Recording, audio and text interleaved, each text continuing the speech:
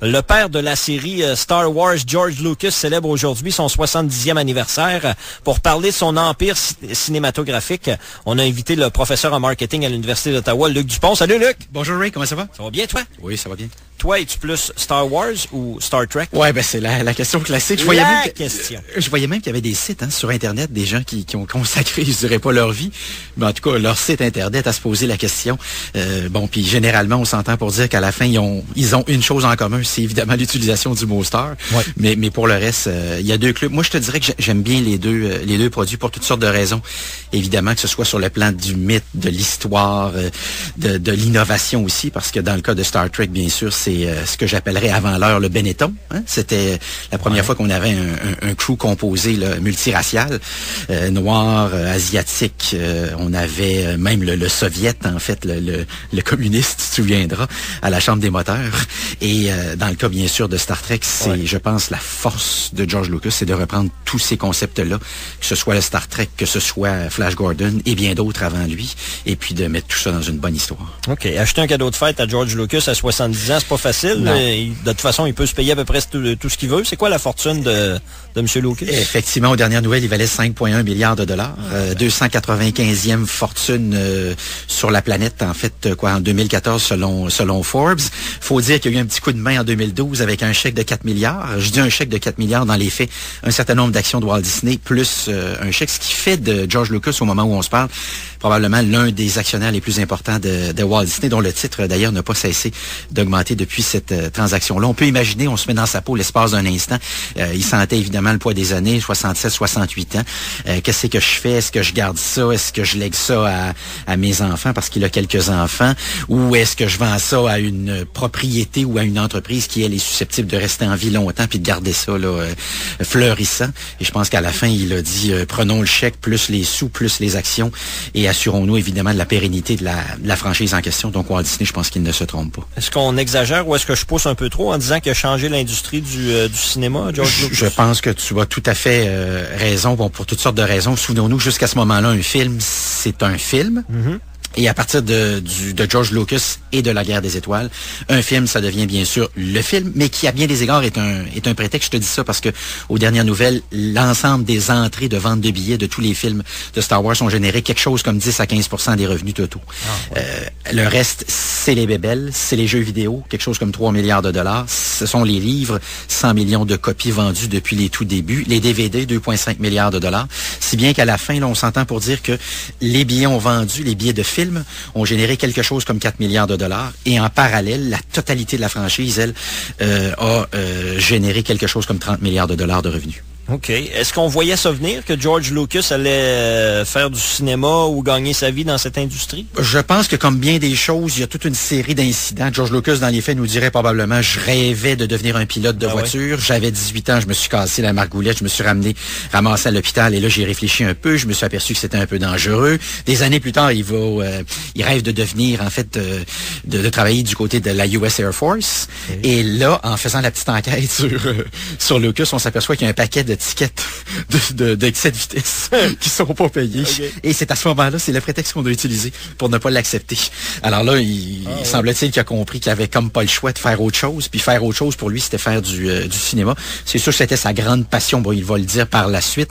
Mais dans les faits, c'est un gars qui aime la vitesse, qui aime tout ce qui bouge, tout ce qui est rapide. Et je pense que Star Wars, à bien des égards, c'est aussi ça. Hein? Je me tapais récemment un documentaire sur la Guerre des Étoiles.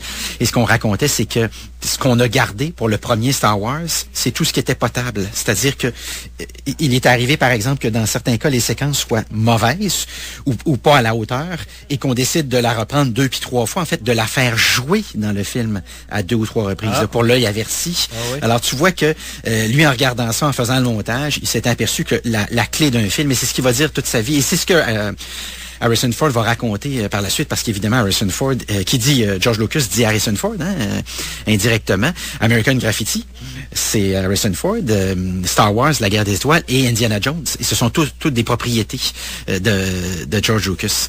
Mais dans les faits, il a certainement contribué à révolutionner le cinéma aussi, parce qu'il a lancé les suites. Oui. Le Parrain, jusque-là, les seules suites, c'était quoi? Le Parrain James Bond et La planète des singes. C'est lui qui a continué, si on veut, ou qui a vraiment enclenché ce phénomène-là, oui, qui a systématisé, effectivement, le processus en question, qui a pris des risques aussi avec le temps. En 98, il a besoin de plastique pour ses poupées. Il va acheter tout le stock de poupées non vendues de Godzilla. Okay. Et ça va devenir des poupées Star Wars. Alors, si vous avez chez vous des poupées Star Wars, je vous avertis, celle de début 2000, là, c'est du Godzilla fondu. Il n'y a pas de doute là-dessus. L'autre truc que je trouve génial quand on parle de poupées, parce qu'évidemment, sa révolution, elle dépasse le cadre des films, c'est lorsqu'il va vendre, tu te souviens peut-être de ça dans ta mémoire, quoique Ray Shipson, qui était un peu jeune, c'est un compliment que je te fais ici. Mais en 77, le Noël de 77, parce qu'on va lancer Star Wars à l'été 77, mais pour le Noël de 77, évidemment, il a besoin de poupées. Et ça marche tellement fort qu'il n'a plus de poupées. Et ceux qui ont une mémoire d'éléphant qui nous écoutent se souviendront qu'on avait vendu un kit, en fait, un classeur à poupées. Ça te dit quelque chose? Pas vraiment. Pas du tout. Nico, qui est pas loin. Nico hoche de la tête et dit non. Non, Nico, tu te souviens pas de ça? Non. Et c'était capoté parce que, évidemment, tu comprends c'était quoi le problème? C'est qu'on n'a pas de poupées. Alors, on se réunit puis on se dit, avant Noël, on a un méchant problème. C'est que il faut des poupées. Et Kenner, à l'époque, est la seule entreprise qui accepte de signer avec Lucas, qui, pour la légende, je le rappelle toujours aussi, a refusé, en fait, une augmentation de salaire en échange des droits sur les poupées. Et comme la seule expérience précédente, c'était Dr. Dolittle, et là, on est dans les fins des années 60, début des années 70, qui avait été un gigantesque four, les gens de Fox ont dit, tu veux les droits sur les poupées, je peux te dire une chose, on avait le choix entre te faire un chèque plus gros, puis de te donner les poupées, prends les poupées. Et c'est là qu'il va avoir une autre idée de génie, Ray, c'est qu'il va renommer les poupées. Parce que depuis tantôt, je te parle de poupées. Il va dire, non, c'est pas des poupées, c'est des figurines d'action. Parce que lui, il comprend que ça s'adresse aux gars, donc il faut changer le nom. C'est tout le pouvoir, évidemment, des mots. Et il va le faire souvent sur les mots. Mais je reviens sur les poupées. Alors, comme il n'y a pas de poupées, il dit, qu'est-ce qu'on fait? Et là, il s'entend avec Kenner, voici ce qu'on fait. On vend le kit à classer les poupées. Vous nous tournez des poupées. Les gens vont ouvrir le kit à Noël, les enfants, les petits gars. Et ce qu'ils vont trouver, c'est des coupons de réduction pour les futurs achats de poupées. Tu me suis? Je trouve ça génial. Alors, ce qu'on dit, c'est, en février, là, il y a plein de nouvelles poupées qui sortent. On vous les donne pas tout de suite, mais vous avez le classeur à poupées.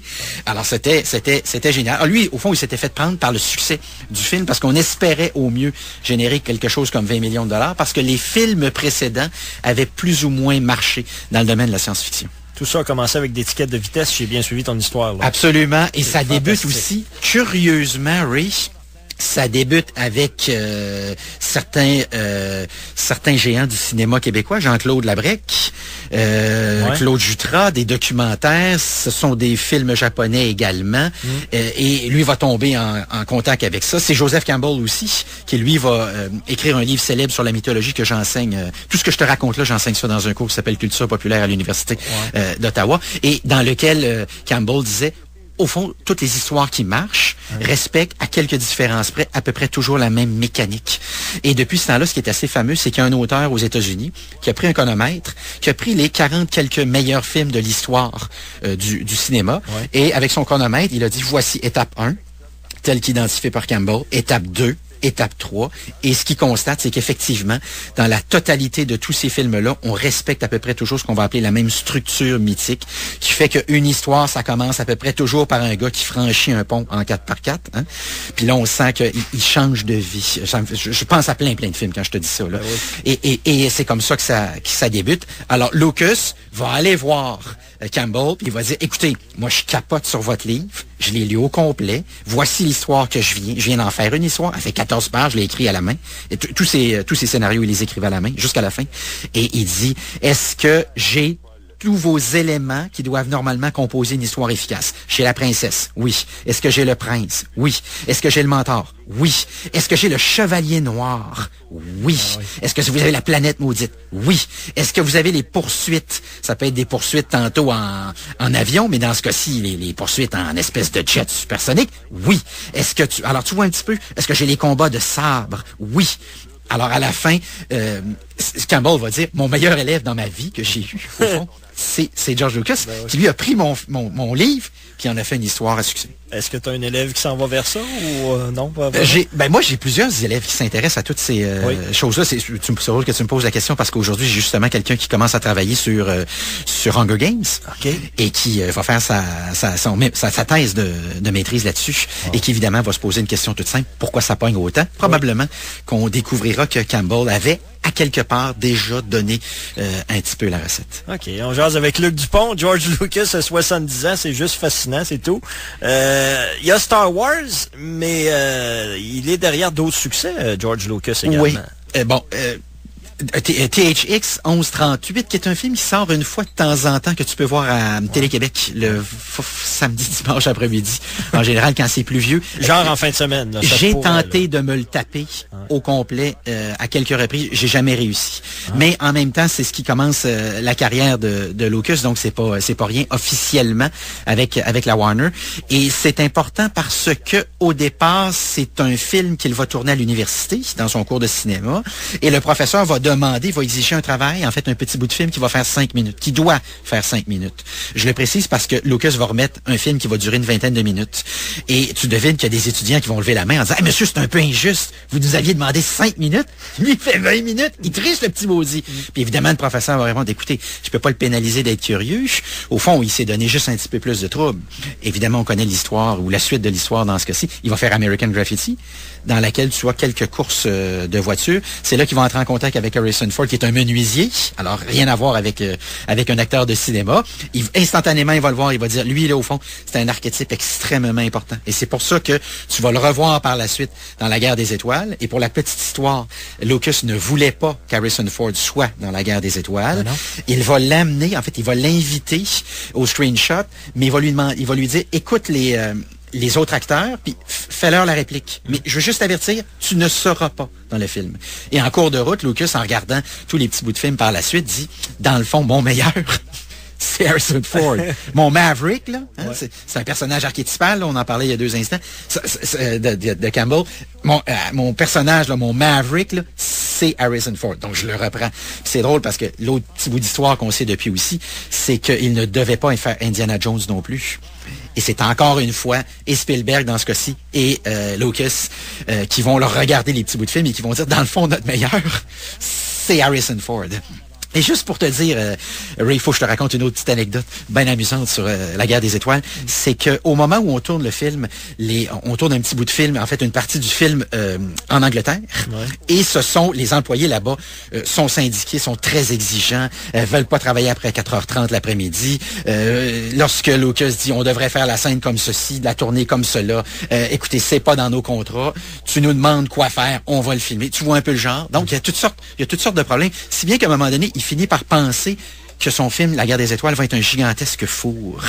Et il va passer quelques jours durant, en fait, à assister au tournage du film Rencontre du troisième type. Exact. Merci, je viens d'entendre une voix. C'est le 3e type. D'ailleurs, c'est ça, exact. Et du 3e type, c'est bien ça, hein? C'est pas du 4e. Non, je faisais une petite farce ici. Mais ce qui est amusant, c'est que les deux gars assistent, donc Lucas voit le film de Spielberg qui est en train de tourner, et ils sont absolument convaincus, en fait, et Lucas, surtout Lucas en particulier, que Spielberg va faire un meilleur film que lui. Okay. Et donc, Lucas va offrir quelque chose à Spielberg qui est assez particulier. Il dit, regarde l'entente qu'on fait. Moi, je pense que je tourne un film, puis je vais peut-être me péter la gueule. Alors, je te donne 2,5% de mes revenus total au guichet. Puis en échange, tu me donnes 2,5% de tes revenus à toi, de ton film Rencontre du troisième type. Encore là, il faut comprendre dans l'histoire que c'est 2 grands amis, et Spielberg et Lucas. C'est des bons chums, oui. Absolument, absolument. Et Spielberg va dire, écoute, si ça peut te donner un coup de main, si ça peut te donner un petit peu de pep, tu vas repartir, tu vas retourner, tout ça, ça va te faire du bien. Je suis d'accord avec toi, poignée de main, pas besoin de contrat. On s'entend là-dessus. Et évidemment, pour la suite de l'histoire, Rencontre du troisième type va générer 300 millions de dollars. Et Star Wars, je te le disais un peu plus tôt, quelque chose comme à peu près 4 milliards de dollars. Si bien qu'on estime aujourd'hui que ce petit pari-là que Spielberg a accepté, et c'est Lucas, je tiens à le préciser ici, qui a levé la main et qui a dit « Qu'est-ce que t'en penses ?», a permis à Spielberg de faire 40 millions de dollars. Aïe. C'est un bon ami, hein? On peut dire que ça fait un bon ami. C'est un bon ami. Hein? Puis évidemment, sentant les dangers, Lucas, avec la Guerre des Étoiles, va prendre toute une série de risques. Un, il n'y aura jamais de générique au début des films Star Wars, pour ceux qui ont une mémoire d'éléphant. Le cinéma devait payer à chaque semaine tout de suite les entrées d'argent au cas où, donner la salle la plus grande, garder le film au moins 12 semaines, pas de publicité avant les films.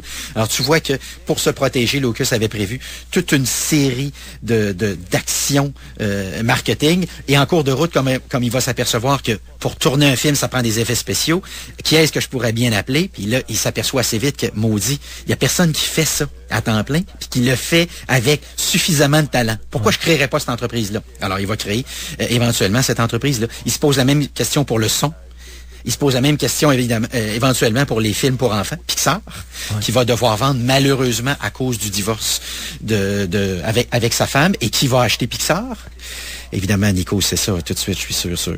Oui, c'est Apple. C'est Apple, effectivement. Et c'est pour ça que pour la légende, jamais oublié que Steve Jobs ne s'est pas mis milliardaire avec les actions d'Apple. Il s'est mis milliardaire avec les actions de Pixar. Qui ont été rachetées par la suite par Disney. Oui, dans le livre de Steve Jobs, j'ai lu ça, effectivement. Fascinant cette histoire-là. À ton avis, Luc, est-ce que George Lucas a bien fait de s'impliquer dans la dernière trilogie de Star Wars? Parce que je sais que les fans, il y en a quelques-uns, et même plusieurs, qui n'ont pas trouvé que c'était à la hauteur, les derniers Star Wars. Oui, moi aussi. Je dois dire que les 3 derniers, en fait, on comprend que dans mon cas, à moi, les 3 derniers sont pour les puristes, les 3 premiers, là, mais on se comprend, là, les 3 derniers dans la séquence en termes de temps, là, chronologiquement. Moi, je les ai trouvés franchement très, très ordinaires. Trop compliqué. Est-ce que c'est de la faute à Lucas? C'est d'autant plus surprenant que, si tu me posais la question, sa grande qualité à Lucas, au-delà du marketing, au-delà du fait qu'il a révolutionné la télévision, qui a inversé, en fait, le cinéma, qui a inversé la proposition complètement. C'est-à-dire que le film, maintenant, est un prétexte. Le film est pas ce qui tire tout ça. Donc ça, c'est pas négligeable d'avoir introduit ce changement-là, mais je pense que c'est avant tout un bon raconteur. Et raconter une histoire, évidemment, la première règle, c'est toute la simplicité. Hein. Il faut qu'un enfant de 5 ans puisse suivre tout ça et comprendre facilement. Et malheureusement, dans le cas des 3 derniers films, il m'est arrivé d'être assis dans le cinéma et de me poser la question, où est-ce qu'on est rendu? Et ça, c'est un peu surprenant. Et c'est pour ça qu'au moment de la vente à Disney, la question que beaucoup de gens ont posée, entre autres les puristes, en lien avec la Guerre des Étoiles, c'est est-ce qu'il va continuer à écrire les histoires? Est-ce qu'il va continuer à superviser tout ça, producteur, réalisateur, peu importe? Et on a compris que Lucas va continuer à donner quelques conseils, mais qu'il va se retirer. D'autant plus que dans le cas de la machine Disney, je pense qu'elle a fait ses preuves avec le temps. Et on nous a même promis, c'est un film, on va avoir un film aux 2 ans, là, hein, dans la prochaine séquence. Ça risque d'être assez intense. On parle de 2015, 2017, 2019. Et éventuellement, des films pour certains acteurs ou certains rôles plus particulièrement. Donc c'est sûr que oui, ça va avoir un effet d'entraînement. Maintenant, la question que je me pose, puis j'écoutais Nico, je pense c'est hier qui faisait ce commentaire-là, en lien avec le film de Spider-Man. Est-ce qu'on n'a pas pressé beaucoup le citron? Est-ce qu'on commence pas à se fatiguer un petit peu de tout ça? Moi, je suis un très, très grand fan de tous ces produits-là. Je n'ai pas vu le dernier Homme Araignée. Je l'ai pas vu. Parce que la question que je me suis posée, c'est... Ça t'intéresse pas, dans le fond? Je me suis posé la question, c'est-tu comme la dernière fois? C'est-à-dire, on refait le film d'avant, avec du nouveau monde, mais c'est juste le même film. Et moi, c'est un peu comme lorsqu'on avait fait, c'est quoi, pas Danse lascive, mais Basic Instinct, puis qu'on avait retourné en modifiant 2-3 affaires. Moi, quand j'ai vu un film une fois, j'aurais envie de dire que c'est correct. À moins que ce soit écoulé quelque chose comme 20, 30, 40 ans. Un King Kong d'aujourd'hui ne sera pas le King Kong des années 50, qui ne sera pas celui des années 20, évidemment. Mais dans le cas de Spider-Man, il me semble que, tu vois, ce petit doute-là dans mon esprit est juste suffisant pour me dire, m'a peut-être attendre un petit peu. Est-ce que l'industrie a besoin d'autres Lucas, d'autres Spielberg dans Sûrement, le fond? Parce que ces gens-là, ils continuent dans leur, j'appellerais ça une routine ou une façon de faire qui leur permet d'engranger des sous, mais on a besoin d'énergie nouvelle. Toujours, effectivement, Ray. D'autant plus que dans le cas de Lucas, lorsqu'il est arrivé, il a remplacé la vieille garde. Hein. Quand il est arrivé fin des années 60, début des années 70, c'était lui, c'était Spielberg, c'était De Palma, c'était les autres. Et tous ces gens-là, au fond, nous ont donné donné le cinéma des 30, 40 dernières années. Pas de doute là-dessus. Ah oui, effectivement, probablement qu'on est arrivé à un point où on a besoin de 109. Quoique, évidemment, je m'en voudrais de pas rappeler que tous ces films-là étaient faits avec de très, très grandes équipes. Hein. Lucas étant, dans ce cas-ci, le commandant de l'armée, mais autant du côté des effets spéciaux que de la musique, parce que je me suis amusé à un moment donné à regarder le tout premier Guerre des Étoiles à son fermé. On va se dire un secret, toi puis moi, ça tenait pas toujours la route. Des fois, je dirais même des fois, c'était pitoyable. Mais Lucas dit, quand j'ai eu fini mon film et que je l'ai présenté, parce que la première fois qu'il l'a présenté dans un cinéma, il était sans son, sans bande son. Il dit, c'était correct. Mais quand le gars qui a fait la musique est arrivé puis il m'a dit, regarde ça, dis-moi ce que t'en penses. Et de mémoire, je pense que c'est le même gars qui a fait la musique de Jaws. Oui. C'est ça, hein? John Williams. Exact. Et la musique, elle est effectivement remarquable. Encore aujourd'hui, moi, elle me fait vibrer, là, cette musique-là. Et Lucas dit, là, j'ai su que j'avais un coup de circuit. Parce que soudainement, la poursuite dans le corridor, là, avec les faisceaux de lumière, là, qui faisaient rire les gars en Angleterre, là, qui me disaient qu'on allait se péter la gueule. Là. Et Harrison Ford qui disait, non, vous allez voir, ça sera pas si pire que ça. Il dit, là, soudainement, c'était ça. On l'avait. Et la première fois aussi qu'on a diffusé le film, on n'avait pas doublé les voix de Darth Vader, qui avait un accent écossais, et la voix également de R2-D2. On n'était pas sûr. Et là, éventuellement, on a dit, sais-tu, dans le cas d'R2-D2, c'est pas si mal.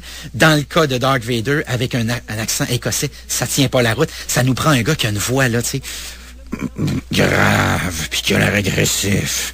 Ça nous prend une voix riche, là. Et c'est là où on va avoir l'idée, évidemment, d'engager le gars qui a fait pendant très longtemps aussi les voix hors champ pour présenter CNN. Merci, Luc, pour ce petit portrait de George Lucas qui a 70 ans.